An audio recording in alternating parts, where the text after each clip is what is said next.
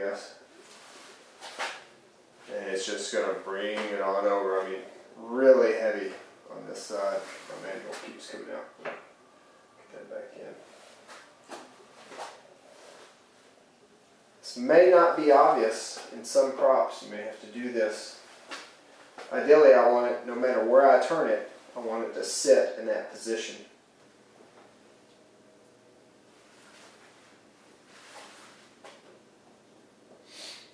But now it's balanced out, so I'm pretty happy with that.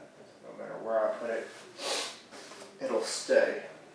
So took a while. Took about 30 minutes to get it down. So it's not going to be something immediate. You got to find the location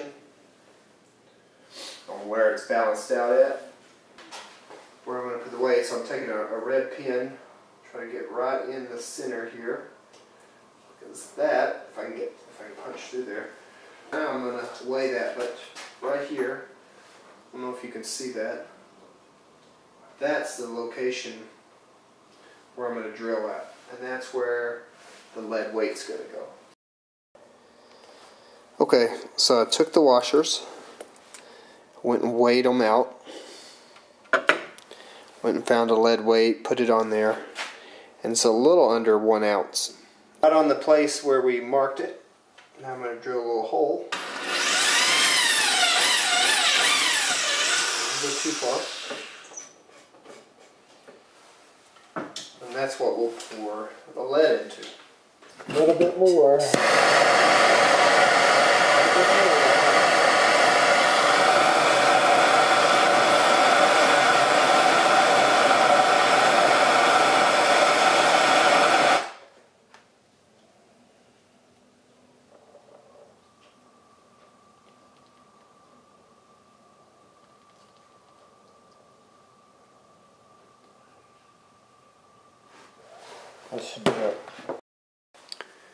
I don't know if you can see it, but there's the lead that we melted into it. So I've got it down in there now. I just need to find a way to cover that up. That just split off. Just because you're doing this and you don't have one at home. And I carved it off. Carved it down. You can see how it's starting to round out, and I was a lot more careful than I am now. I got it a little bit larger than the hole that I drilled, so you can see that that's starting to get round. And I just worked this down until it would seal it.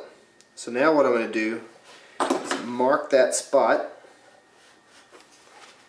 on each side. Make sure that's still in there deep enough. That's about as deep as it'll go with the lead being in there.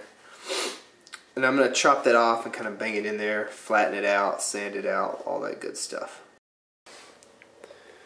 Now right there's the plug. It's a pretty ugly plug because my saw was dirty when I chopped it off and I had to sand it down. I'm still going to go through, and I didn't have to sand off much of that polyurethane coat, but now I'm just going to start putting coats on that. That'll help seal it into place. I put a little glue on the back side of it when I chopped it off in there, but I just sawed that piece off.